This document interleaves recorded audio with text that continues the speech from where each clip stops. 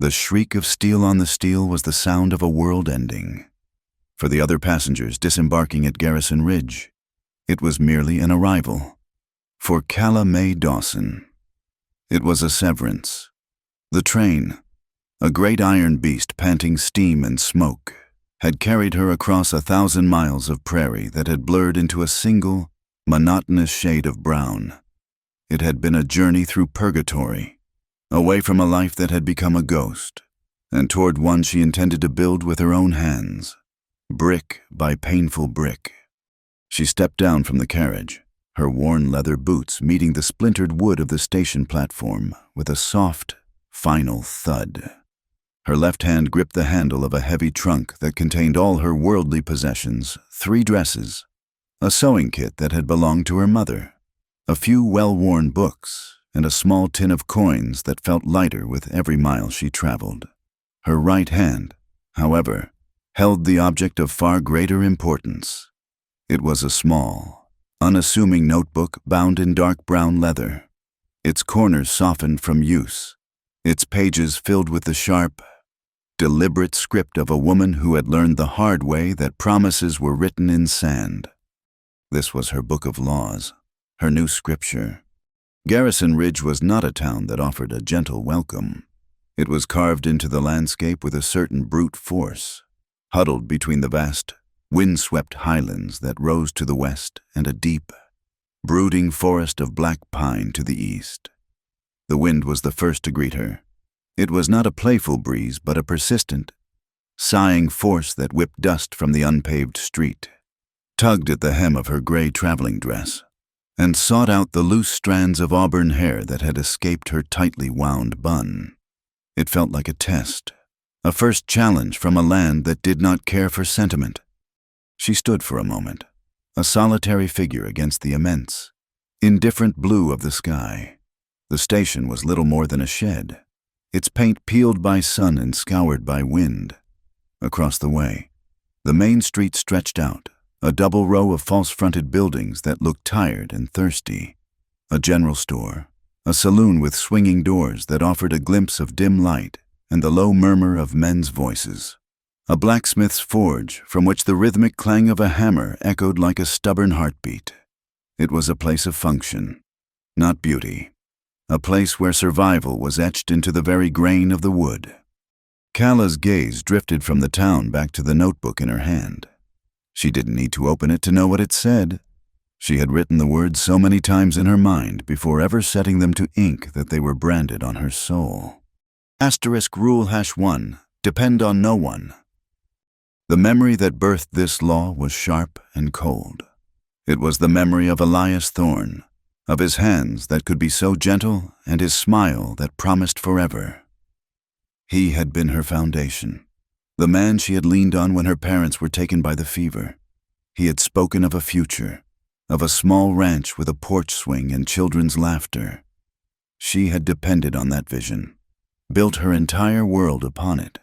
And when the letter came, a curt, apologetic note about a better opportunity in California, a new life that did not include her, the foundation had crumbled into dust, leaving her in the ruins. She had learned then that the only person who would never walk away was herself. *Rule #2, make no compromise of self. She remembered the small surrenders, the way she had quieted her own opinions because Elias found them too sharp, the way she had set aside her love for reading challenging books because he preferred simple stories, the way she had softened the edges of her spirit to fit more comfortably into the shape he desired. Each compromise had been a small death, a tiny chip taken from the core of who she was. When he left, she had looked in the mirror and seen a stranger, a watered-down version of Calla Mae Dawson. Never again. From this day forward, she would be entirely, unapologetically herself. Her thoughts would be her own, her desires her own, her path her own. *Rule #3, love no man who will leave. This was the cornerstone, the great unbreachable wall she was building around her heart. It was not a rule against love itself, but against the *kind* of man she had already known, the restless kind, the kind with horizons in their eyes and a wanderlust that no woman's love could ever hope to tame. The West was full of them men who saw land not as a place to put down roots, but as something to be crossed, conquered, and left behind. Elias had promised to stay. He had sworn it on his father's grave, and he had gone. The words were meaningless. Actions were the only truth she would trust now, and the most common action of men like him was to walk away. Therefore, the only logical defense was to never let one get close enough for his departure to matter. The train's whistle blew, a long, mournful cry that echoed off the highlands. With a groan of metal and a chuff of steam, the great engine began to move, pulling the carriages away, gathering speed until it was just a dark shape shrinking against the endless plains. It was the last link to her past, and now it was gone. The silence it left behind was profound, filled only by the ceaseless whisper of the wind. She was truly alone.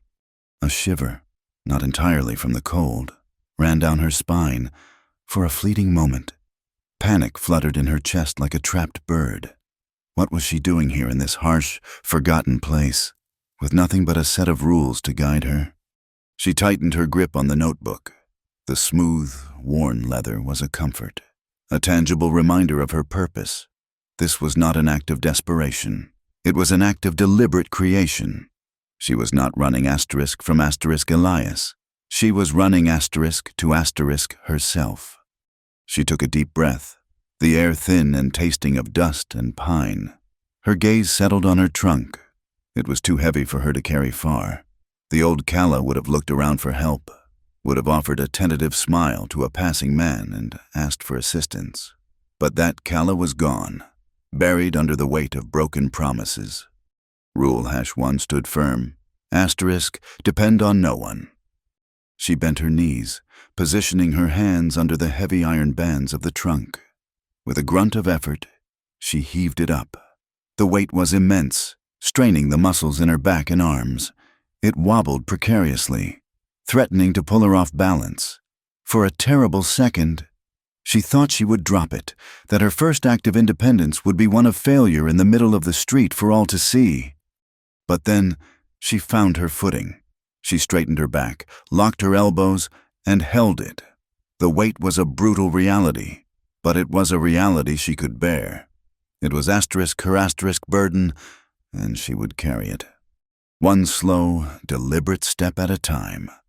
Calla Mae Dawson left the lonely platform of the Garrison Ridge station. She walked toward the town, her shadow long behind her in the afternoon sun. In one hand, she carried the physical baggage of her past. In the other, she carried the laws for her future. Her jaw was set, her eyes fixed forward. This was her new beginning, and she would be the sole author of its story. The main street of Garrison Ridge was a river of dust. With every step, Calla's boots sent up fine, ochre-colored clouds that coated the hem of her dress and settled in a gritty film on her skin. The trunk was a monster, a dead weight of wood and iron that seemed to grow heavier with each yard she gained. Her arms screamed in their sockets, and a sharp, fiery pain was building between her shoulder blades. She had to stop every 20 paces, setting the trunk down with a jarring thud that sent vibrations up her aching spine, just to catch her breath and allow the trembling in her muscles to subside. The world had shrunk to this single, agonizing task. The curious glances from the few people she passed, a woman shaking a rug from a second-story window, a pair of old men whittling on a bench outside the general store, were like stones thrown at her pride. She kept her eyes fixed on the ground in front of her, on the ruts and rocks in her path, pretending their gazes did not exist. To look up, to meet their eyes, would be to acknowledge her struggle, and to acknowledge it was to admit a weakness she could not afford. It was the sound that reached her first, cutting through the haze of her exertion. A slow, steady rhythm, too soft for a wagon, too deliberate for a stray dog. The soft fall of hooves in the thick dust. It was a sound of purpose, of controlled power, and it was getting closer. She didn't look up. Her knuckles, already white from gripping the handle, turned bloodless. She told herself it was just another rider passing through. Her business was with the trunk, and the trunk alone. But the hoofbeats slowed, and then stopped. Somewhere just to her left, the air shifted. She could feel the sudden imposition of a shadow falling over her, blocking the harsh afternoon sun. She could feel a gaze, steady and patient, resting upon her. The silence stretched, thick and heavy, broken only by her own ragged breathing and the ever-present sigh of the wind. Pride be damned. She could not ignore it forever. Slowly, reluctantly, she lifted her head. He sat astride a handsome bay horse, an animal whose glossy coat and powerful build spoke of good care and a strong bloodline. But it was the man who held her attention. He was tall in the saddle, with shoulders that seemed to stretch the fabric of his dusty brown shirt. His hat was pushed back slightly on his head, revealing a brow weathered by the elements, and his dark hair was trimmed short. He was not handsome in the way Elias had been, with a face of smooth lines and easy smiles. This man's face was one of angles and planes, carved by sun and wind into something more fundamental. It was a face that looked as though it belonged to the harsh landscape surrounding them, and his eyes, the color of dark, wet earth after a rain, were fixed on her, not with pity, but with a quiet, unnerving curiosity. He sat his horse with a profound stillness, his hands resting easily on the saddle horn, the worn leather reins held loosely in one grasp. He and the horse seemed to be a single entity, rooted to the spot, a silent interruption in her painful pilgrimage. Finally, he spoke. His voice was deeper than she had expected, a low baritone that seemed to resonate not in the air but in the ground itself, like the rumble of a distant winter storm, new in town. The question was simple, direct. Calla straightened her back, an instinctive gesture to hide the ache that gripped her. She gave a single, curt nod, her gaze immediately dropping from his face to the worn pommel of his saddle. To look at him felt like a concession. He watched her for another long moment. She could feel him taking in her disheveled state, the dust on her dress, the strain in her face, the way her hands were rubbed raw by the iron handle of the trunk. "That looks a heavy burden," he observed, his tone even, stating a fact rather than offering an opinion. He shifted slightly in the saddle, the leather creaking softly. "Can I offer a hand?" The words, kind as they were, landed like a slap. Inside her, a desperate, exhausted voice screamed "yes please, " Her body craved relief. Her muscles burned with a fire that was becoming unbearable. It would be so easy, so simple to accept his help, to let this stranger carry her load the rest of the way to the boarding house she sought. It would be the sensible thing to do. But the book of laws in her mind slammed shut on that thought. Rule #1, depend on no one. This was the first test, the first true challenge to the new life she had sworn to build. If she failed now, at the very first hurdle, what good were her rules? What good was her resolve? She would be the same Calla who had leaned on Elias, the same woman who had discovered that the support you lean on can walk away and leave you to fall. She swallowed the dust in her throat, her voice coming out tighter and more strained than she intended. "It's not necessary." The silence that followed was not empty. It was filled with the things not said, her desperate pride, his patient observation. She braced herself for his insistence, for the condescending chuckle or the dismissive shake of his head that men so often gave a woman attempting a man's task. She expected him to dismount and take the trunk from her anyway, to override her words with his superior strength. He did none of those things. Instead, he simply gave a slow, thoughtful nod. It was a nod of acceptance. He did not push. He did not insist. He did not mock.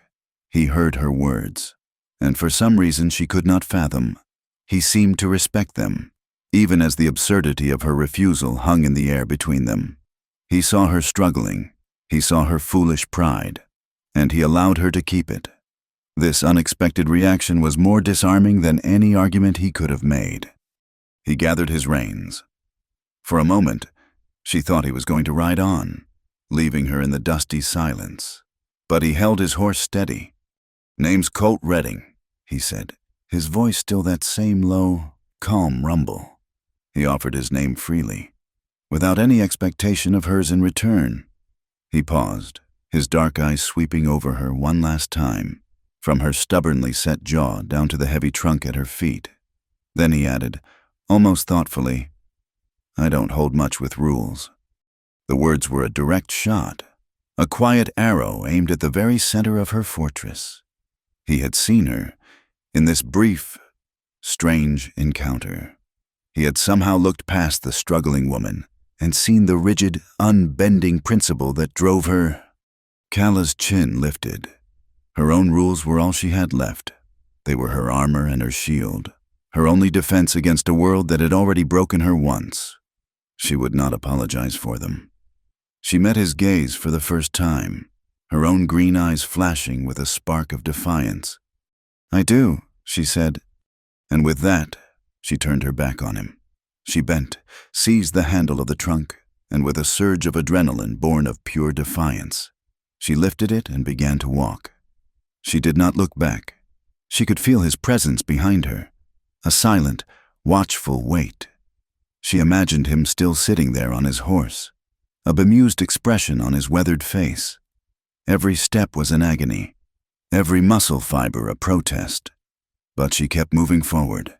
She was walking away from him, away from the offer of help, away from the first crack that had threatened the foundation of her new life. She did not stop again until she reached the painted sign of Mrs. Gable's boarding house, her destination.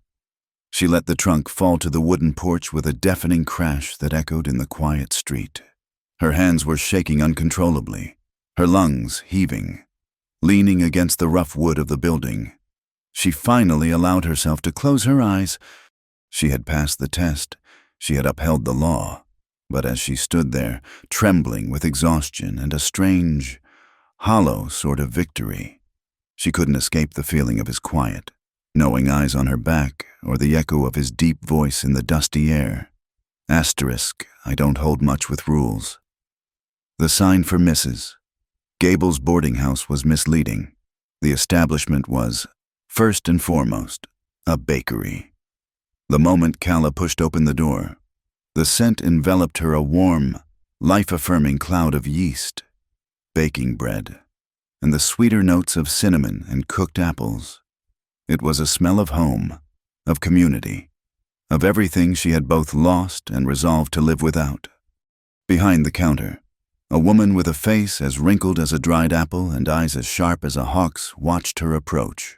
Her hair was a thin, white coronet braided atop her head, and a dusting of flour sat in the creases of her apron.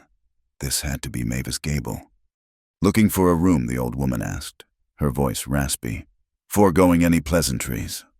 I am, Cala replied, keeping her own voice steady. I was told you might have one for rent. Mavis's sharp eyes traveled from Cala's face, down the length of her dusty dress, to the scuffed toes of her boots, and finally to the massive trunk she had left just outside the door. It was a look that took in everything and judged it all. One room. In the back. It's small. Ain't had a tenant in a year. She named a price, a modest sum for a week's rent. Cala didn't bargain.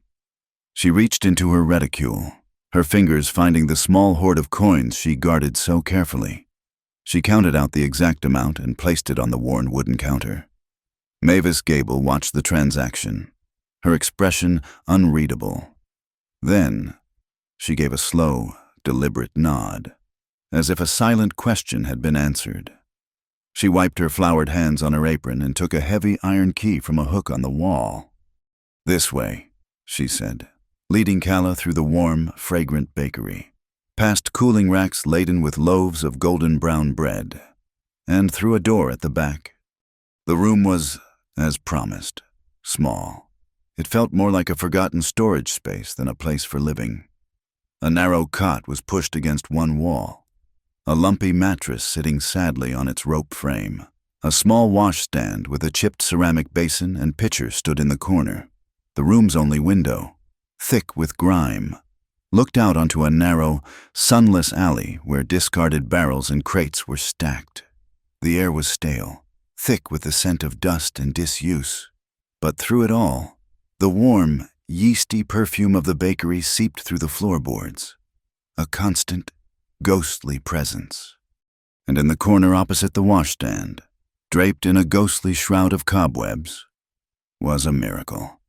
It was a sewing table, an old treadle machine, its iron body ornate with faded gold scrollwork, sat dormant, its needle rusted, its belt broken and frayed. A thick layer of dust covered every surface, a gray blanket of time and neglect.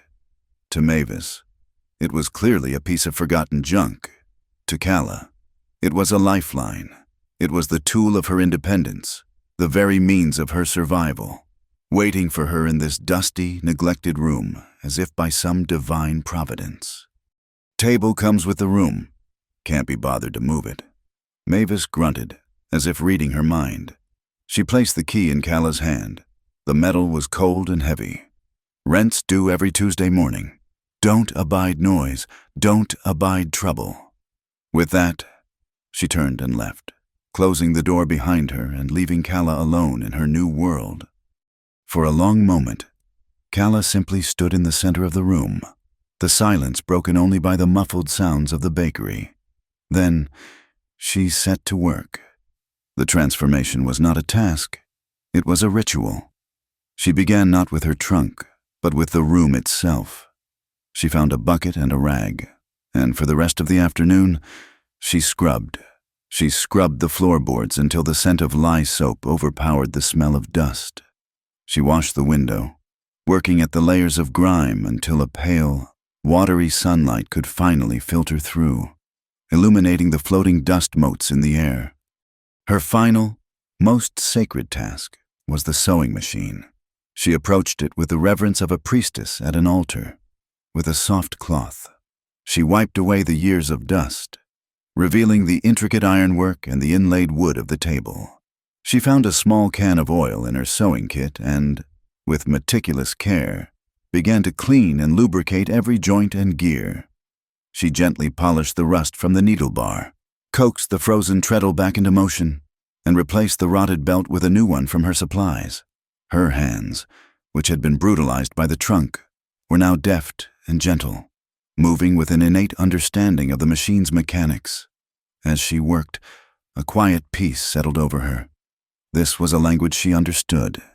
The solid, predictable reality of levers and gears was a comfort in a world where human hearts were so unreliable. By nightfall, the room was transformed. It was still small, still sparse, but it was clean. Her few belongings were unpacked and put away, and in the corner, the sewing machine gleamed in the lamplight, a resurrected thing of beauty and function. Her new life had its heart. The next morning, Calla took a smooth, flat piece of pine board she had found in the alley and a small pot of black paint. With a steady hand and a fine brush, she painted a sign. The letters were simple, clear, and elegant.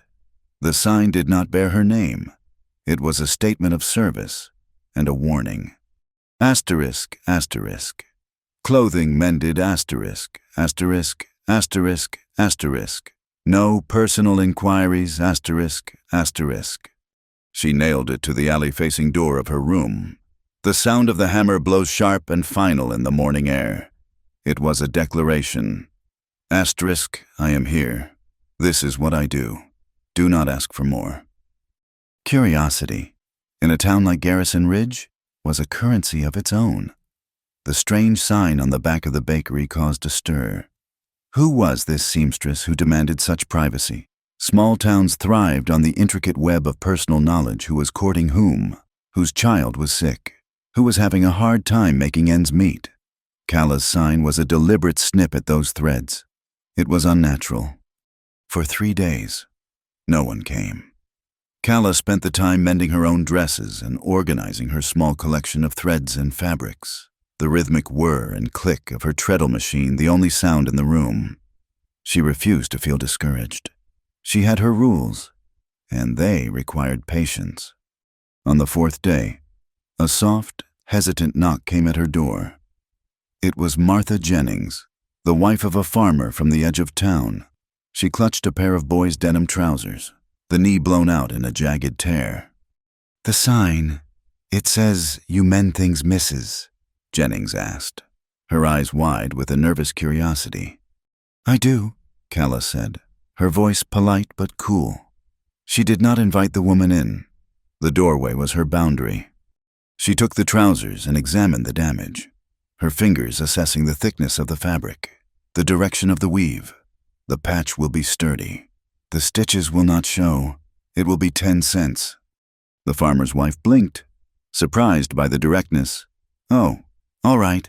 When shall I—" "Tomorrow, at noon," Calla said, and with a small nod, she closed the door, leaving Mrs. Jennings standing in the alley, slightly bewildered but with her task accomplished. The next day, when Martha Jennings returned, she was handed a pair of trousers that were not merely patched, but renewed. The repair was a small miracle of craftsmanship. The patch, taken from a perfectly matched scrap of denim, was set from the inside, and the tear was closed with a series of tiny, interlocking stitches that were nearly invisible. The knee was now stronger than the rest of the garment. Mrs. Jennings left, speechless, and she talked. The trickle began. A ranch hand with a shirt torn by a barbed wire fence, a mother with a daughter's Sunday dress that had lost its lace trim, the town pastor with a threadbare collar on his finest coat. The interactions were always the same. Calla met them at the door. She was quiet, professional, and distant. She never asked about their lives. She only examined the garment, stated the price, and gave a time for collection. She never smiled, but her work was impeccable. Her reputation grew, whispered over fences and across the counter of the general store. She became known not by her name, but by her skill and her silence. The seamstress in the back of the bakery. Her legend was built on the things people didn't know. They knew her stitches were flawless, her patches seamless, her prices fair. They knew she kept to herself, and that was all.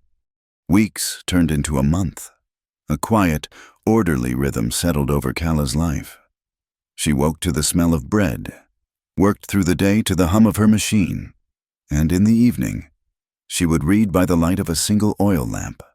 Her small room was her sanctuary, a world she controlled completely. Everything had its place. Everything had its purpose. The chaos of her past was held at bay by the quiet, disciplined routine of her present. No one in Garrison Ridge knew that she sometimes woke in the night with the ghost of a man's promise in her ears. No one knew of the leather-bound book of laws hidden beneath her mattress. They knew only that her needle was true and her door remained closed to all but business. She had built her fortress, stitch by careful stitch. She was self-reliant. She was uncompromised. She was safe, and if, in the deep quiet of the night, that safety felt a great deal like loneliness, it was a price she was more than willing to pay. The sky had been a liar all morning. It had stretched over Garrison Ridge in a vast, cloudless sheet of pale blue, promising another dry, dusty day. Calla had taken its promise at face value, venturing out from the comforting cloister of her room and the bakery's warm breath to make a necessary trip to the general store. Her supply of fine black thread was running low, and Mr. Henderson, the store's proprietor, had assured her a new shipment had arrived on the morning train. Her small transactions in town were always exercises in efficiency. She would enter the store, her list mentally prepared, and move with a quiet purpose that discouraged idle chatter. She nodded politely to other customers but never lingered. She answered Mr. Henderson's questions about the weather with a single word and paid for her goods with the exact change. She was a ghost in the town's daily life, present, functional, but never truly a part of it. Today had been no different, with a small paper-wrapped parcel of thread and a new set of needles in her basket. She stepped back out onto the main street, and that's when she felt it. The air had changed. The relentless sun was gone, hidden behind a sudden, bruised-looking bank of clouds that was rolling in from the western highlands with an unnatural speed.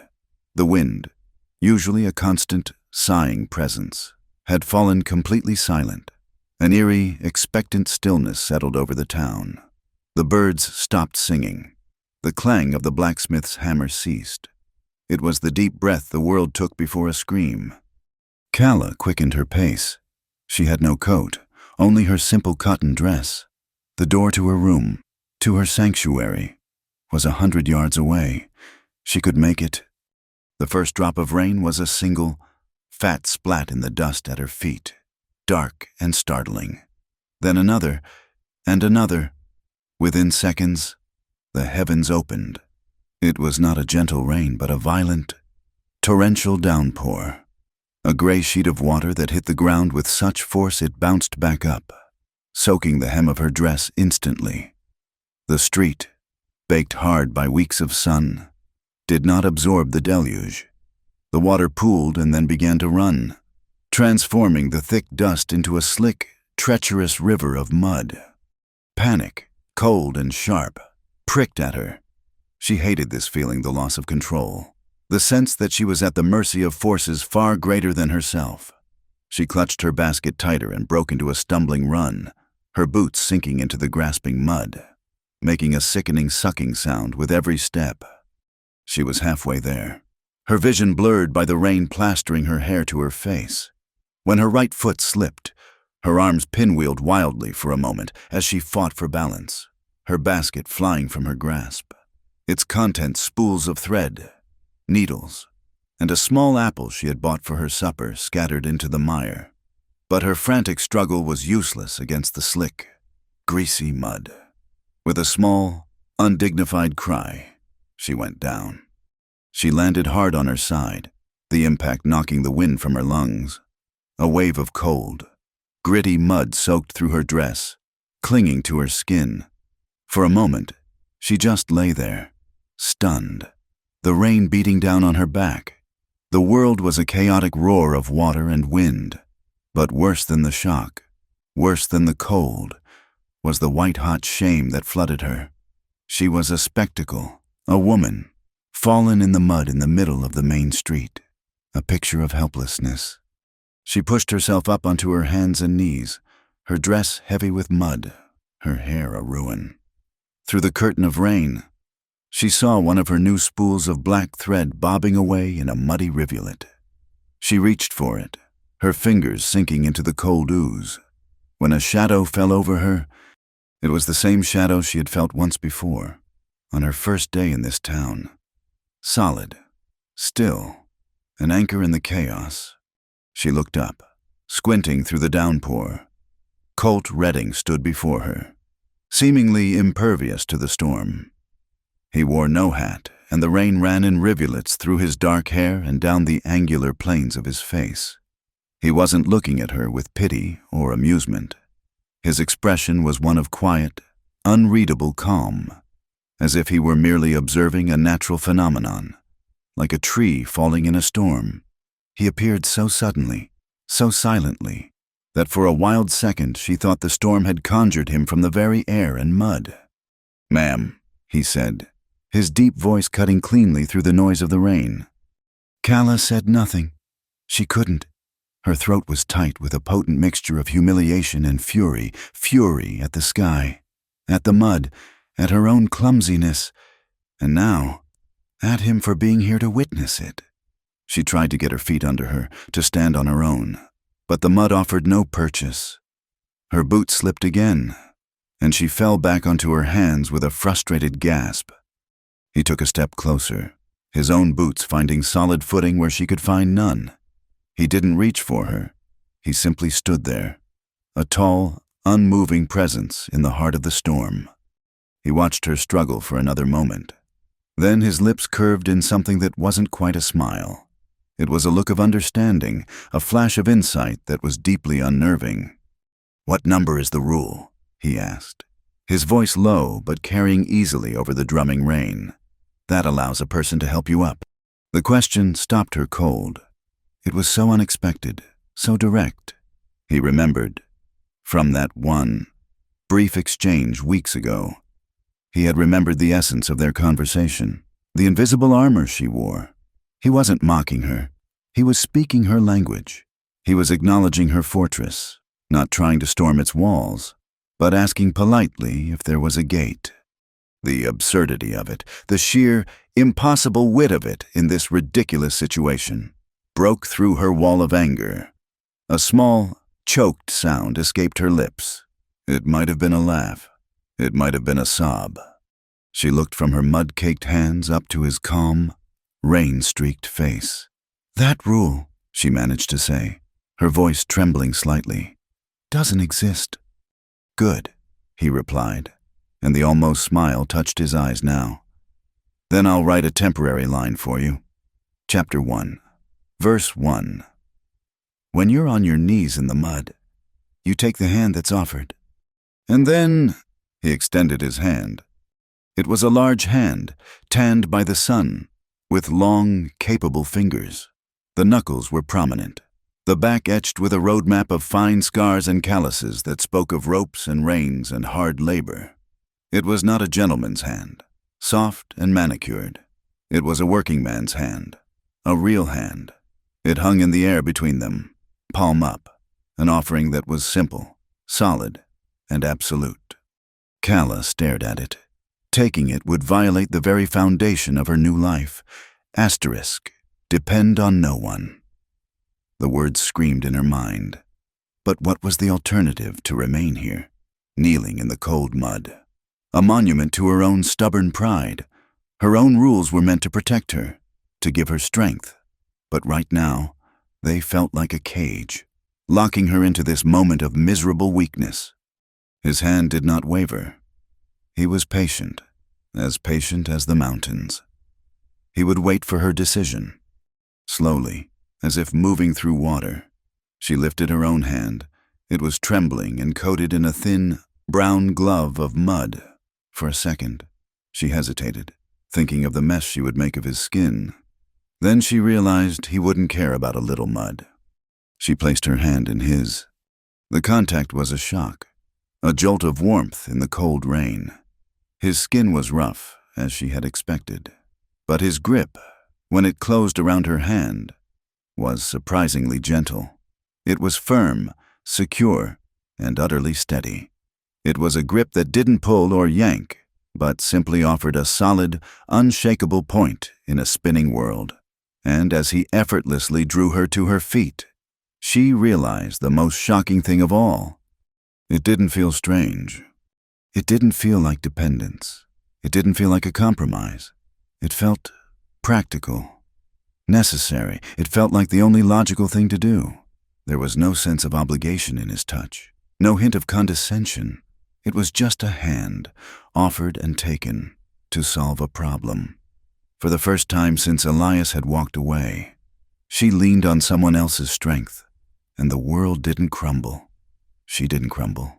She simply stood, dripping and muddy, but on her own 2 feet again, her hand still resting in the warm, solid grip of Colt Redding.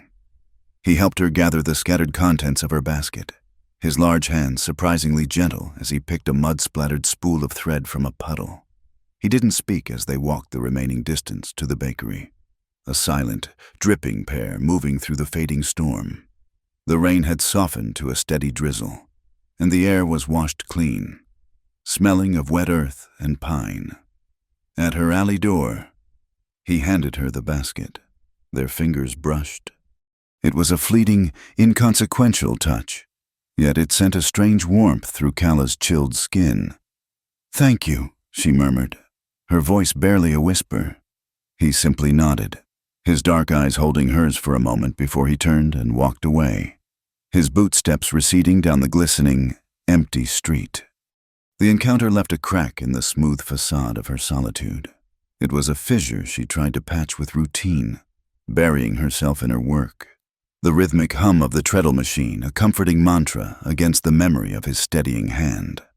For a week, she saw nothing of him, and she began to convince herself that the incident in the rain was an anomaly, a strange chapter she could so shut and forget. Then, one evening as dusk was settling, casting long shadows down the alley, a knock came at her door. It wasn't the hesitant rap of a customer. It was a firm, solid sound. When she opened it, Colt Redding was standing there. He held a dark wool shirt in his hands. It was not his own. It was too small in the shoulders, and it smelled of hay and hard work. "There's a tear in the sleeve," he said, his voice the same low rumble she remembered. He offered the garment. Calla's professionalism took over. A familiar shield. She took the shirt, her fingers automatically finding the clean, L-shaped rip near the elbow. "A simple fix," she said, her voice cool and businesslike. "It will be 5 cents. "Fair enough," he replied. "When will it be ready?" "Tomorrow evening." He nodded. "I'll be back then." He turned to leave, and that seemed to be the end of it, a simple, straightforward transaction. But as he stepped away, he paused and set something down on the edge of her open doorway. It was a tin cup, steaming in the cool evening air, filled to the brim with black coffee. He said nothing about it. He just placed it there and then walked away into the growing darkness. Calla stared at the cup. It was a gesture that fit none of her established patterns. It wasn't business. It wasn't an inquiry. It was something else. An offering. After a moment's hesitation, she brought it inside. The coffee was strong, black, and unsweetened, so hot it warmed her hands through the tin. She drank it slowly, the bitter warmth a stark contrast to the quiet, orderly chill of her room. The next evening, he returned as promised. She handed him the mended shirt. The stitches so fine, and even the repair was a nearly invisible scar. He inspected her work with an appreciative nod, his calloused thumb running over the seam. He paid her the 5 cents, and just as before, he left a steaming cup of coffee in its place. And so the new routine began. Colt Redding became a regular, if indirect, customer. He never brought his own clothing. Instead, he brought the casualties of life from the ranch he managed somewhere to the west of town. A pair of canvas trousers, ripped from hem to knee by a stubborn calf. He'd explained with a rare, fleeting smile. A set of leather reins.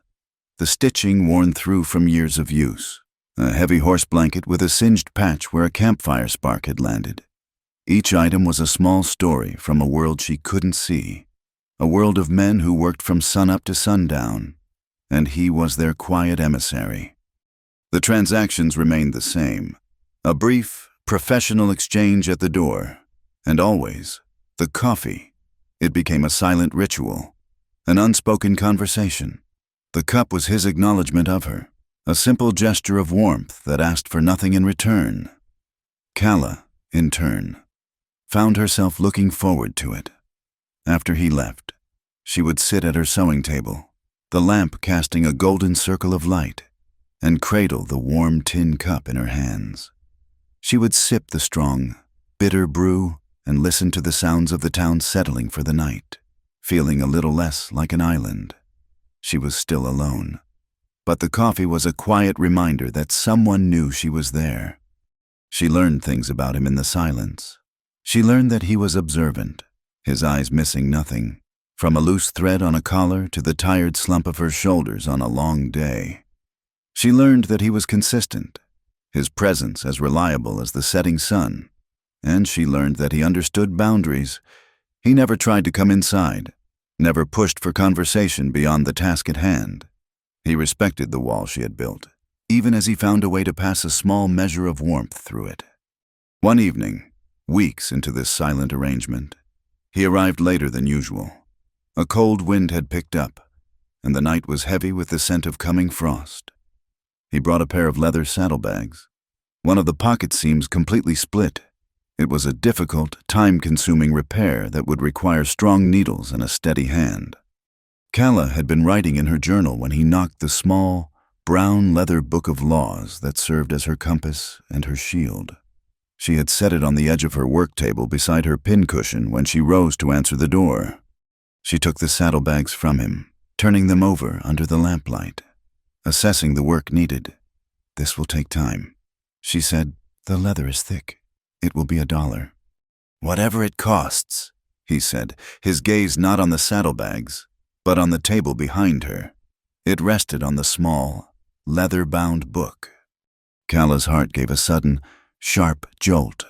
She felt a flush of heat rise to her cheeks, an inexplicable feeling of being exposed, as if he had just read the most private page of her soul. She resisted the urge to snatch the book and hide it. He looked from the book to her face, his expression unreadable in the flickering lamplight. The wind howled softly in the alley, a lonely counterpoint to the quiet hum of the bakery. His voice, when he finally spoke, was softer than she had ever heard it. "Is there anything in there?" he asked, his eyes holding hers. "For a man who has no intention of going anywhere." The question landed in the quiet room with the force of a physical blow. It was everything. It was the fall in the mud. It was the weeks of silent coffee offerings. It was the memory of Elias's departing footsteps, all distilled into a single, devastating query. He was not just asking about a book. He was asking about her, about the fortress she had built and whether its walls were absolute. He was telling her, in his own quiet, indirect way, that he was not like the man who had caused the rules to be written in the first place. He was a man who stayed. Calla's breath caught in her throat. Words failed her. Her entire defense system was predicated on the assumption that all men of his kind restless, free-spirited men of the West were transient. Her rules were designed to protect her from the inevitable departure. They offered no guidance, no clause, no footnote for a man who promised to remain. To answer him would be to admit the possibility that her entire scripture was flawed, that her world was built on a false premise. She couldn't look at him. She dropped her gaze to the saddlebags in her hands, her fingers tracing the split seam as if the answer were hidden in the worn leather. The silence stretched, filled only by the wind and the frantic beating of her own heart. She did not answer. Colt did not press. He seemed to understand that her silence was more profound than any word she could have spoken. After a long moment, she heard him shift his weight. He placed the coins for her previous work on the doorframe, followed by the familiar, soft metallic sound of the tin cup being set down. "Good night, Calla," he said. It was the first time he had ever used her name. He turned and disappeared into the night, leaving her alone with the howling wind, a silent question hanging in the air, and a cup of coffee that was, for the first time, not just a kindness, but a challenge. She stared at the book on her table, its familiar rules suddenly feeling fragile and incomplete. In a town the size of Garrison Ridge, secrets were like water. They couldn't be contained for long. They seeped through the cracks in conversations, pooled in the quiet moments between transactions at the general store, and flowed from one house to the next on a current of speculation. The quiet, consistent meetings between the reclusive seamstress and the solitary ranch foreman did not go unnoticed. They became the town's new favorite topic, a quiet mystery to be unraveled. The gossip took on different textures depending on who was speaking. The women who gathered on their porches in the late afternoon, their hands busy with mending or shelling peas, spoke of it in hushed, curious tones. Some, like Martha Jennings, whose son's trousers Calla had mended so perfectly, saw it as a romance unfolding in slow, tender chapters. "He just leaves the coffee and goes," she'd say, a hopeful smile on her face. "It's respectful, is what it is. He's giving her space." Others were not so charitable. The younger, unmarried women of the town, who had long cast admiring glances at Colt Redding during his infrequent visits, saw Calla as an interloper, a strange, silent woman who had somehow, unfairly, captured his attention. "She puts on airs, with that sign of hers," one would mutter to another, "as if she's too good to speak to anyone. What's he see in her? A woman who won't even give you the time of day," they painted her as cold and calculating, her reclusiveness a ploy for attention. Among the men, the talk was different. In the dim, smoky light of the saloon, over glasses of whiskey, Colt Redding's name was spoken with a mixture of respect and frustration. He was one of them, a man of the West, but he had always held himself slightly apart, his quiet courtship, if that's what it was. of the seamstress was seen by some as just another example of his unpredictable nature. A few were resentful. Redding thinks he's too good for the girls in this town. A disgruntled ranch hand might grumble. Has to go find the one woman who acts like she's a queen in a castle. Calla was not deaf to the whispers. She felt the change in the way people looked at her when she made her trips to the store. The glances were longer, more speculative. The air was thick with unspoken questions. It was unnerving. Her carefully constructed anonymity was fraying at the edges, and the attention made her deeply uncomfortable. It was a complication, and her new life was built on the principle of avoiding complications. Colt's quiet visits, once a source of simple, private warmth, were now part of a public narrative she had no control over. The wind of change, however, was about to blow in from a direction she could never have anticipated. It arrived, as all things did in Garrison Ridge, on the afternoon train. It was a Tuesday, rent day. Calla was at her sewing table, putting the finishing touches on a delicate lace collar for the pastor's wife, when she heard a man's voice in the bakery, just outside her room. It was not the usual low murmur of a customer. This voice was clearer, more refined, with a confident, easy cadence that was jarringly out of place. It was a voice she had prayed she would never hear again. Her blood ran cold. The needle slipped from her numb fingers and fell to the floor. Every muscle in her body went rigid. It couldn't be. 1,000 miles. A different life. It was impossible. The door to her room opened without a knock. William Kent stood there, silhouetted against the warm light of the bakery. He was just as she remembered, yet subtly different. He wore a well-tailored suit, a sign of his new station, and his blonde hair was neatly combed. He held a fashionable bowler hat in his hand, and he was smiling. It was the same smile that had once promised her the world, a devastatingly charming curve of the lips that she now knew was a well-practiced lie. "Hello, Calla," he said, his voice smooth as polished stone. Calla could not speak. Her throat was a knot of ice and fire. This was the ghost-made flesh, the author of all her rules, standing in the doorway of her sanctuary. He had breached her fortress without laying a single stone out of place. He took her silence as an invitation, stepping into the room and closing the door behind him. His eyes swept over the small, sparse space, the narrow cot, the simple washstand, the gleaming sewing machine. There was a flicker of something in his expression, pity, perhaps, or disdain. "So this is where you've been," he said, his tone soft, as if speaking to a lost child. "I must admit, when I was offered the position of station manager here, I never imagined I'd find you in a place like Garrison Ridge. It's rustic." Calla found her voice. It was a thin, brittle thing, a weapon she wasn't sure how to wield. "What are you doing here?" "William." His smile didn't falter. "I came to find you, of course, when I heard there was a seamstress in town who kept to herself, a woman no one knew anything about. I had a feeling it might be you. Always so dramatic." He took a step closer. She instinctively took a step back, her hand landing on the cold iron of her sewing machine, grounding her. "I made a mistake, Calla," he said, his voice dropping to a low, intimate register. "A terrible mistake. I was young, foolish. The opportunity in California. It seemed so important at the time. I thought I needed to make my fortune before I could give you the life you deserved." The old, familiar poison of his words washed over her. He had a way of twisting his selfishness into a noble sacrifice. She had believed him once.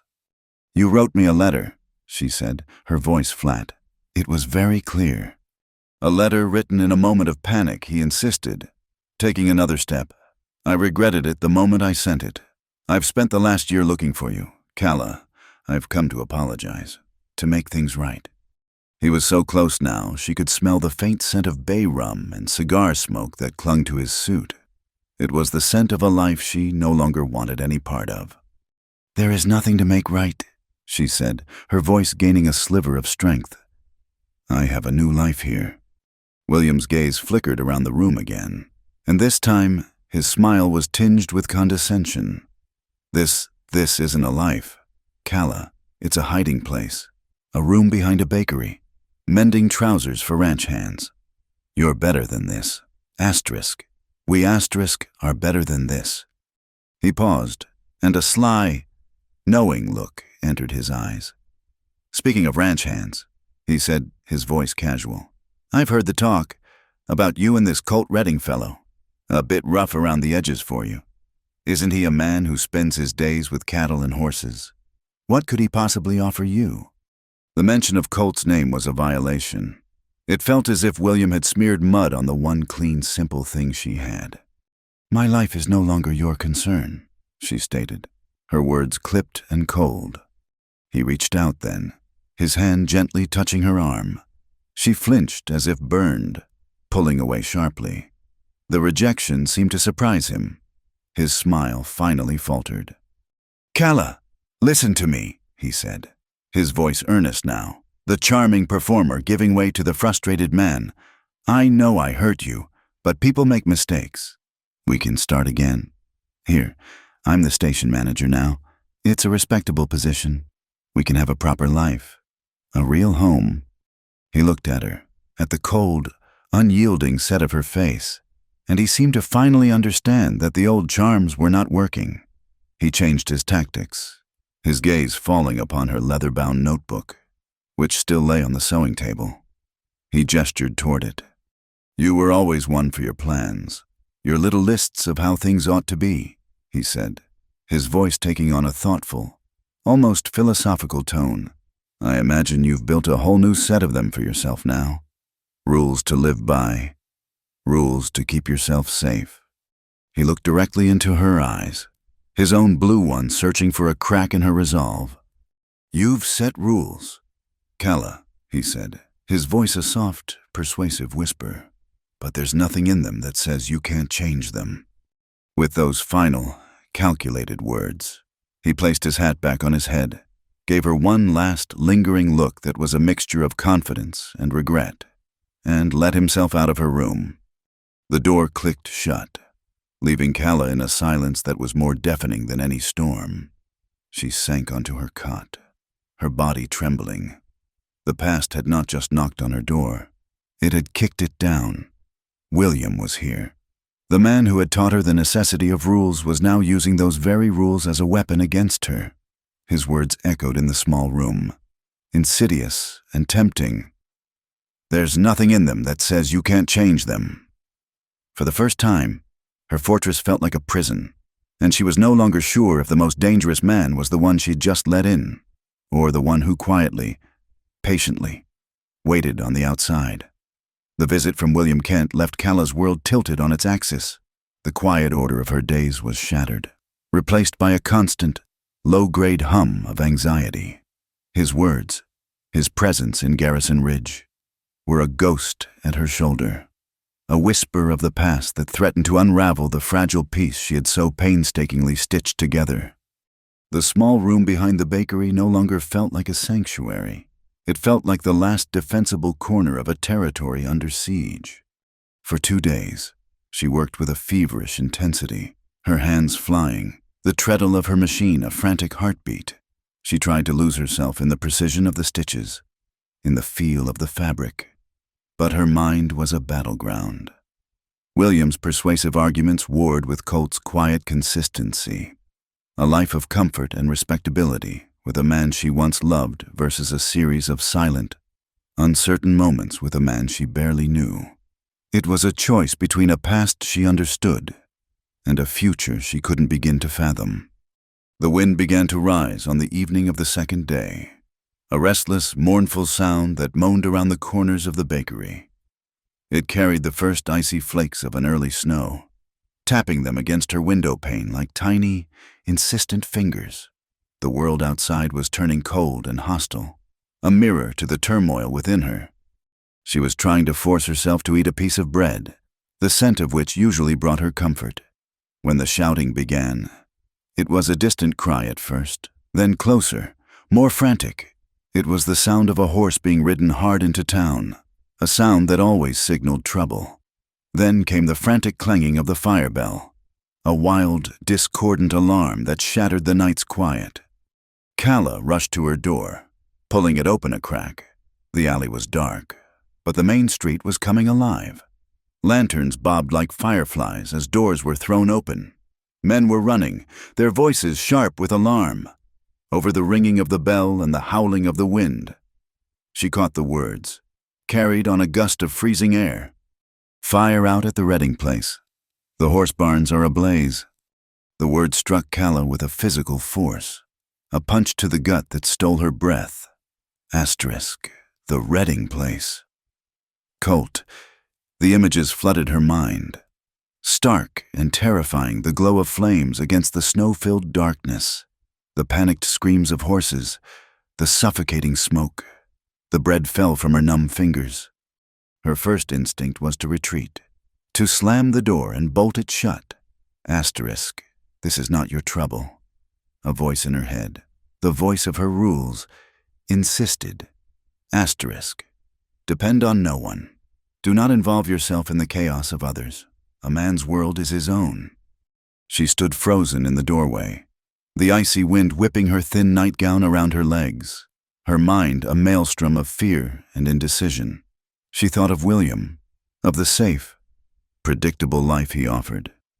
He would be at the station house, warm and secure, directing things from a sensible distance. He would not be running into a burning barn. Then she thought of Colt, of his quiet patience, of the warmth of his hand in the cold rain, of his voice asking if there was a rule for a man who intended to stay. The image of him surrounded by fire, of that quiet strength being consumed by flames, was more than she could bear. A certainty, fierce and undeniable, cut through her panic. It was not a thought. It was a physical compulsion, an instinct that bypassed every single one of her carefully written laws. She had to go. She had to know. She didn't even think to dress properly. She threw her heaviest wool shawl over her shoulders, pulled on her sturdy leather boots over her bare feet, and ran. She left the door to a room wide open, the lamp still burning on her table, her small, orderly world abandoned. The storm had fully arrived. The snow was no longer falling in gentle flakes, but was being driven horizontally by a savage wind, a blinding curtain of white that reduced visibility to a few feet. The cold was a physical blow, so intense it felt like fire on her exposed skin. The wind tore at her shawl, stole the air from her lungs, and filled her ears with its roar. She was a ghost against the storm, a small, insignificant figure battling a force of nature. She didn't know exactly where she was going, only that the doctor's small infirmary was at the far end of town. She stumbled through the gathering drifts, her boots sinking deep into the fresh snow. The town was a chaotic scene of shadowy figures running towards the orange glow that was now visible against the dark clouds to the west. But Calla ran in the opposite direction, against the tide, her heart pounding a frantic rhythm against her ribs. She reached Dr. Adams's small house, a single lantern burning in the front window like a beacon. The door was unlocked. She pushed it open and stumbled inside, bringing a swirl of snow in with her. The front room served as the town's clinic. It was warm and smelled sharply of antiseptic and smoke. Dr. Adams, a grim-faced man with tired eyes, was bent over a ranch hand who sat on a stool, his arm covered in angry red burns. A few other men from the ranch, their faces blackened with soot, stood huddled near the stove, speaking in low, urgent tones. Whole south wall went up like a torch. One was saying, "Colt." He didn't even hesitate. Ran right back in for that mare and her foal. Beam came down. Another added, his voice shaking. Pinned him for a second. Lucky Jed was there to pull him clear. Shoulder took the worst of it. Calla's knees felt weak. She leaned against the wall, her shawl clutched tight, trying to make sense of the words through the roaring in her ears. He was alive. He was hurt. A figure detached itself from the shadows near the back room. It was William Kent. He looked clean and composed, his suit unmarred by soot or snow. He was playing the part of the concerned town official. His face registered surprise, then a flicker of annoyance. When he saw her, "Calla," he said, his voice a low reprimand. "What are you doing here? This is no place for you. You should go home." He was trying to reassert his authority, to put her back in the box he had designed for her. She looked past him, her eyes fixed on the closed door to the back room. "Is he?" "Dr. Adams is with him," William said dismissively. "It's just a broken bone, some burns. He'll be fine. Now go home before you catch your death." But Calla didn't move. The woman who would have fled from this chaos, who would have obeyed the sensible advice, was gone. She had been lost somewhere out in the storm. She met William's gaze, and for the first time, he saw not the broken woman he had left behind, but a stranger with an eyes of cold, unshakable resolve. "I'm not leaving," she said. The door to the back room opened, and Dr. Adams emerged, wiping his hands on a towel. He looked exhausted. "He's asking for you," the doctor said, his tired eyes landing on Calla. He didn't seem surprised. "Don't stay long. He needs to rest."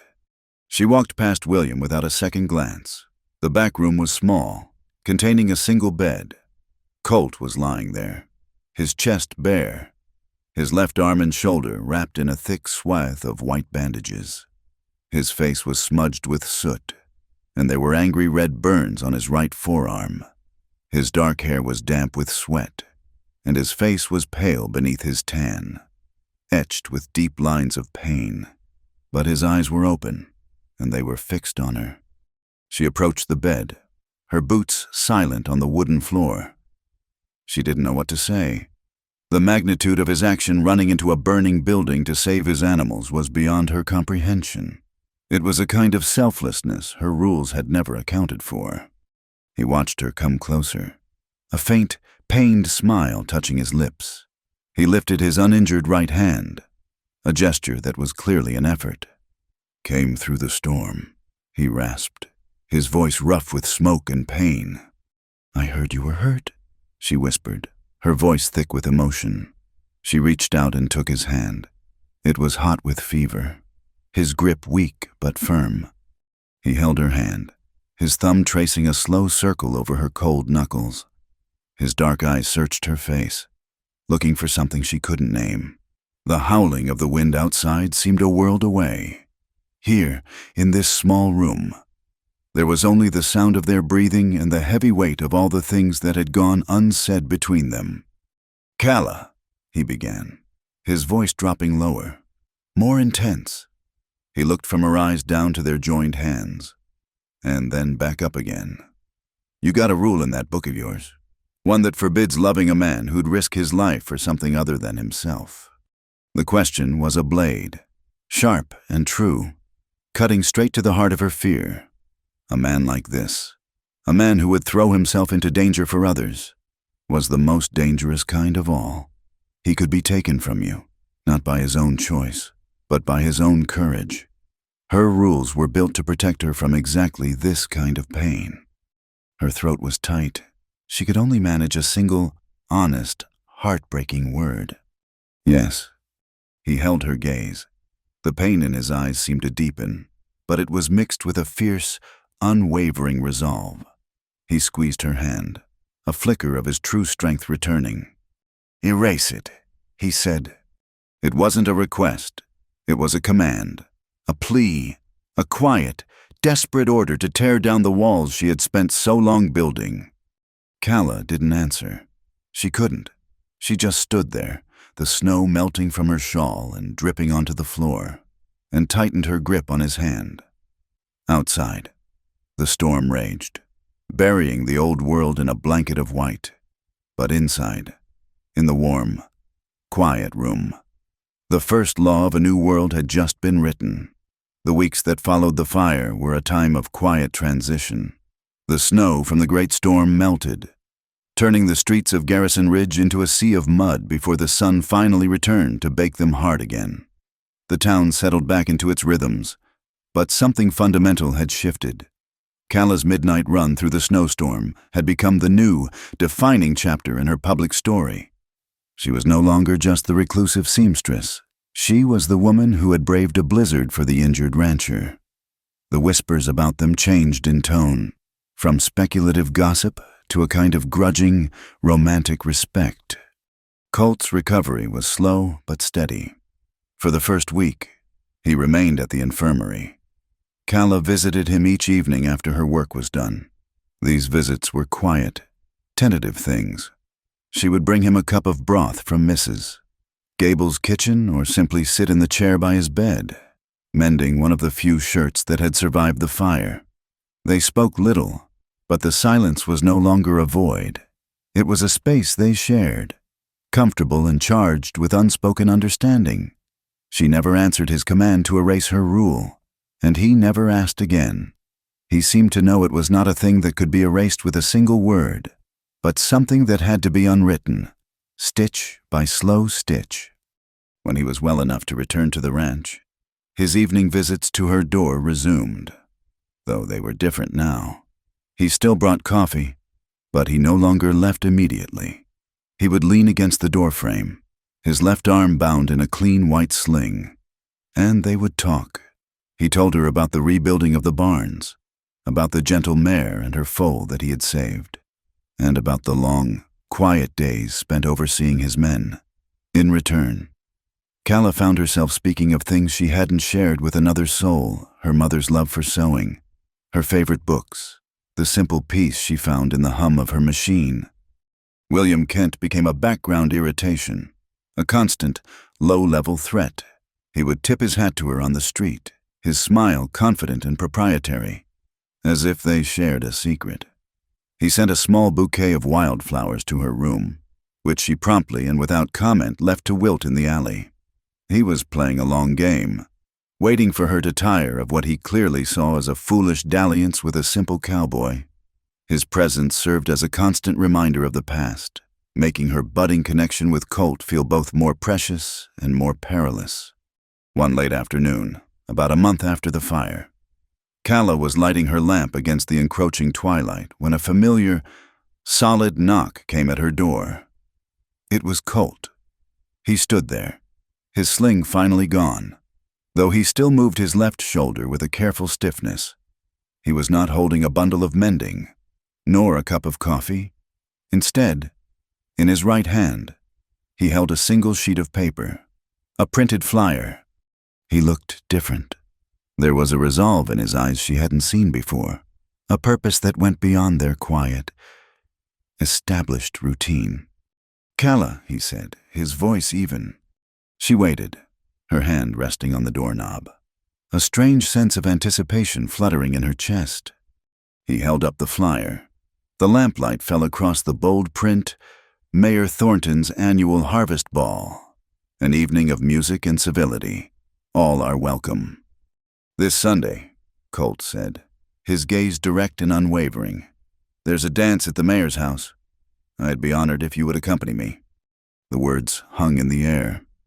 Simple, direct, and utterly terrifying. A ball, a public event, filled with all the people who had whispered and speculated about her for months. A room that would almost certainly contain William Kent. It was a formal invitation into the very world she had structured her life to avoid. Her defenses, her rules, rose up in a clamoring chorus. Her first instinct was to deploy the most practical shield she had. "I don't dance," she said, her voice coming out a little too quickly, a little too thin. It was the truth, but it was also a convenient lie. A stand-in for the real reasons asterisk. "I don't belong. I don't want to be seen. I'm afraid." Colt did not look disappointed. He did not look surprised. He seemed to have anticipated her response, and he had come prepared. He gave a small, self-deprecating nod. "Neither do I," he said. The admission was immediate and disarming, stripping her of her excuse. He wasn't inviting her to a waltz. He was inviting her to something else entirely. He took a small step closer, his expression earnest, his voice dropping slightly. "But the whole town will be there. They've been talking. I figure it's time we gave them something to look at." He paused, letting his words sink in. He understood. He understood the whispers, the isolation, the invisible cage the town's curiosity had built around her. "I won't ask you to dance," he continued, his voice a low, steady rumble. "I won't ask you to talk to anyone you don't want to, but I will stand there with you if you want to be seen. Asterisk, if you want to be seen." The phrase struck her with the force of a revelation. He wasn't asking her to perform or to pretend. He was offering her a choice. For months, she had been an object of speculation, a shadow defined by what people didn't know. To go to this ball with him would be to step out of the shadows, not as the town's strange seamstress or as William Kent's past, but as Calla May, a woman standing beside Colt Redding. He was offering her his strength, his presence, as a shield and as a statement. He was offering to stand with her while she reclaimed herself in the eyes of the town. She looked at him, truly looked at him. She saw the faint, silvery lines of the burns on his forearm, a testament to his courage. She saw the slight stiffness in his shoulder, a reminder of a sacrifice made without a moment's hesitation. This was a man whose actions were as solid and dependable as the ground beneath her feet. He had never once pushed her, never once violated her boundaries. He had waited. He had watched. And now, he was offering not to break down her walls, but to stand guard beside them. The battle inside her was fierce but brief. Her rules, born of betrayal and fear, screamed caution. They warned her of the risk, of the pain of public exposure, of the inevitable heartbreak that comes from trusting another person. But another voice, a newer, quieter one that had been growing steadily since a stormy afternoon in the mud, spoke of courage. It spoke of a man who brought coffee into the cold, who ran into fires, who saw her not as a mystery to be solved, but as a woman to be respected. She drew a deep, shaky breath, the scent of wood smoke and clean autumn air from his jacket filling her senses. She made her decision, but she would make it on her own terms, in her own language. She met his patient gaze. "I'll have to add another rule to my book," she said, her voice quiet but firm. A flicker of a smile touched his eyes. He waited. "Rule number 27, she said, the number coming to her from nowhere, feeling solid and real. Permission is granted to lean when the man has not walked away." The words were a peace treaty, a rewriting of her own constitution. It was an acknowledgement of everything he had been, everything he had done. It was the answer to the question he had asked weeks ago, the question she had been too afraid to answer. A slow, genuine smile spread across Colt's face. It was the first time she had ever seen him truly smile, and it transformed his rugged features, lighting his dark eyes from within. It was a smile of understanding, of relief, of a quiet, profound victory. He reached out, not to touch her, but as if to gesture toward the invisible book that lay between them. "I'll read your laws. Calla," he said, his voice soft with a promise that felt more binding than any vow. "I'll read them carefully." The 3 days leading up to the mayor's harvest ball were a quiet, intense flurry of activity within the small room behind the bakery. For the first time since arriving in Garrison Ridge, Calla was not mending the worn-out garments of others, but creating something entirely new, entirely for herself. The project was her armor, her declaration, and her terror, all at once.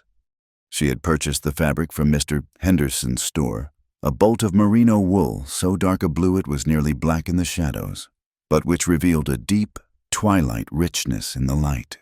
It was the most expensive thing she had bought for herself in over a year, an indulgence that felt both reckless and necessary. Her sewing machine, usually a tool of commerce, became an instrument of creation. The whir of the treadle was the only sound in the room for hours on end as she worked, her stitches as fine and resolute as the new rules she had written in her heart. With every seam she sewed, she fought a battle against the voices of her past. The old Calla, the one who had lived to please William, would have chosen a lighter color, a more fashionable cut with ribbons and lace. The Kala who first arrived in town, wrapped in fear and governed by rigid laws, would have refused the invitation outright. This Kala, the one emerging from the chrysalis of her own making, was creating a dress that was a reflection of her true self, simple in its lines, but of an undeniable quality. It was elegant without being ostentatious, strong without being severe. It was a dress made for a woman who was learning to stand her ground. On the evening of the ball, she dressed with trembling hands. The gown fit as if it were a second skin, the dark blue wool highlighting the auburn fire in her hair and the clear green of her eyes. It had a modest, high neckline and long sleeves, but the way it was tailored to her form spoke of an understated confidence she was only just beginning to feel. She did not own any jewels. Instead, she swept her hair up in a simple twist at the nape of her neck and, as a final, daring touch, pinned a single, late-blooming white aster above her ear. The flower was a touch of softness, of vulnerability, against the stark elegance of the dress. Looking at her reflection in the small, wavering mirror above her washstand, she saw not a stranger, but a woman she was finally, tentatively, starting to recognize. A firm knock at her door announced Colt's arrival. When she opened it, the breath caught in her throat. He was not transformed into a polished gentleman, but he was handsomely, respectably turned out. He wore a clean, dark coat over a crisp white shirt. His dark hair was neatly combed, and his boots had been polished to a high shine.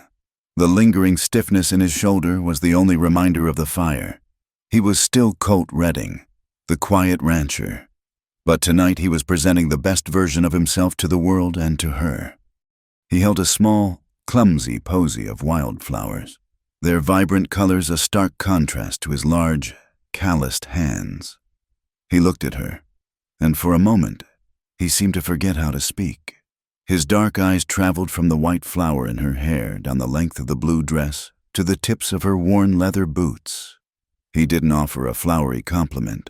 He just said her name, his voice low and filled with a raw, undisguised awe. Kala. It was more than enough. She accepted the wildflowers with a small, shy smile, her fingers brushing his. She laid them carefully on her work table, a splash of life in her Spartan room. The walk to Mayor Thornton's house was a journey across a chasm. The house was at the opposite end of town, blazing with light, music from a string trio spilling from its open windows. It was the center of the town's social universe, a place she had only ever observed from a great, safe distance. Now, she was walking towards it. Colt didn't take her arm, but walked close beside her, a solid, reassuring presence against the cool night air. His nearness was a shield. When they stepped through the wide front door, it felt as though the entire world stopped. The music seemed to falter for a half-beat. The loud hum of conversation dipped into a momentary, collective hush before resuming as a flurry of excited, urgent whispers. Every head in the crowded, candlelit room turned in their direction. Kala felt the force of their gazes like a physical blow. She saw it all in a dizzying, terrifying flash. She saw Martha Jennings' face break into a wide, delighted smile. She saw the open-mouthed envy on the faces of the younger women who had once whispered about her in the street. She saw the surprised, assessing looks from the town's men, who were seeing the quiet seamstress for the first time as a woman of striking, if severe, beauty. And across the room, standing beside the portly mayor, she saw William Kent. His face was a mask of cold fury. He had been in the middle of a charming story, a glass of punch in his hand, but his smile was frozen, his eyes locked on her. He stared at her, then at the man beside her, and his lips pressed into a thin, white line of disbelief and rage. He saw her, not as the broken woman he expected to win back with easy apologies, but as a queen on the arm of a man he considered his inferior. It was a public, humiliating rejection of everything he was and everything he had offered. The weight of it all, the whispers, the stares, the venom in William's eyes was too much. A wave of panic rose in Kala's throat. hot and suffocating. Her carefully constructed composure began to crumble. Her hands clenched into fists at her sides, and the beautiful, light-filled room began to feel like a cage, its walls closing in on her. She felt the primal urge to flee, to run back to the safety of her small, quiet room and bolt the door. She took a small, involuntary step backward, and in that instant, Colt was there. He hadn't been looking at the crowd, he had been watching her. He saw the flicker of panic in her eyes, the tightening of her jaw. He leaned in, his shoulder brushing hers, his presence a sudden, solid anchor in her spinning world. His voice was a low, steady murmur, meant for her ears alone. "I don't know how to waltz," he said, his breath warm against her ear. "But I know how to stand still when a woman is brave enough to walk into a room she was once pushed out of." His words were a lifeline. He wasn't just talking about the mayor's ballroom. He was talking about her old life, about the world William had pushed her from. He saw not just her fear, but the profound courage it had taken for her to even be here. He was not offering to save her or to fight her battles for her. He was offering something far more valuable, his unwavering presence. He was offering to be her stillness in the storm. The panic receded, replaced by a wave of gratitude so powerful it almost brought her to her knees. She turned her head slightly, her eyes meeting his. In their dark, steady depths, she found her own strength reflected back at her. The whispers and the stares of the crowd faded into an insignificant hum. There was only this man, who understood her without her ever having to speak a word. She gave a small, almost imperceptible nod. Her voice, when she replied, was clear and steady. "Then stand still with me." He nodded once, a silent vow. He gently placed his hand on the small of her back, a simple, proprietary gesture that was a statement to the entire room, and guided her away from the doorway and towards a quieter corner. They stood there, side by side, watching the dancers swirl and spin under the warm glow of the chandeliers. They didn't speak. They didn't need to. Their silent, united presence was a testament, a story told without words. Calla stood tall, the dark blue of her dress a beacon of quiet dignity. The man who knew how to stand still, a firm, warm line at her side. She was being seen, and for the first time in a very long time, she was not afraid. They did not stay at the ball long. After an hour of standing together in their quiet corner, a silent, united front against the whispers and stares, Calla gave a small nod to Colt. He understood immediately. Without a word, they made their way through the thinning crowd, past William Kent, who stood rigid and pale by the punch bowl, and out into the crisp, star-dusted night. The walk back to the bakery was quiet, the silence between them no longer a space of uncertainty, but one of shared experience. The whole town had seen them. The narrative had been rewritten. Calla felt lighter, as if a great, invisible weight she had been carrying for months had finally been set down. He walked her to the alley door of her small room. The lamplight she had left burning cast a warm, welcoming glow from the window. The posy of wildflowers he had given her sat in a water glass on her work table, a vibrant splash of color in the Spartan space. This was the threshold she had guarded so fiercely, the boundary between her private world and the one outside. She turned to him, intending to say goodnight, to thank him, but the words caught in her throat. The evening felt too momentous to end with a simple pleasantry. He seemed to feel it too. He didn't turn to leave. He just stood there, his dark eyes searching her face in the pale moonlight. "Can I come in?" he asked, his voice low. It was the first time he had ever asked, after all the evenings of coffee left on the doorstep, after all the conversations held across the threshold. He was finally asking to cross it. Calla's heart gave a single, hard thump. She looked into his steady gaze and saw no demand, only a quiet, respectful question. She stepped back, pulling the door wider in a silent answer. He entered the room, and its small dimensions seemed to shrink around his presence. He took off his coat and laid it carefully on the room's only chair, moving with a deliberate grace that was at odds with his size. The room was Cala's entire world, and he moved within it as if he were walking on sacred ground. An awkward silence fell. She didn't know what to do. She wasn't used to sharing this space. She busied herself by taking the pins from her hair, letting it fall in a cascade of auburn waves over her shoulders. The simple domestic act seemed to ease the tension in the air. Colt's gaze roamed the room, taking in the neat stacks of fabric, the spools of thread arranged by color, the single shelf of books. It was a space of discipline and order. Then his eyes settled on the object lying on the corner of her sewing table, next to the wildflowers. The small, brown, leather-bound book, her book of laws. He looked at it for a long time, his expression unreadable. Cala's breath hitched. That book was the most private, most wounded part of her. It was the architectural blueprint of her fortress, a catalogue of every fear and failure. He turned his gaze from the book to her. "May I read it?" he asked, his voice quiet, almost gentle. A wave of panic, cold and sharp, washed over her.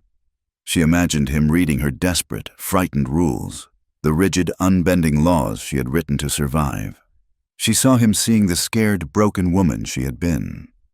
"You'll laugh," she whispered, the words a shield for her shame. He didn't smile.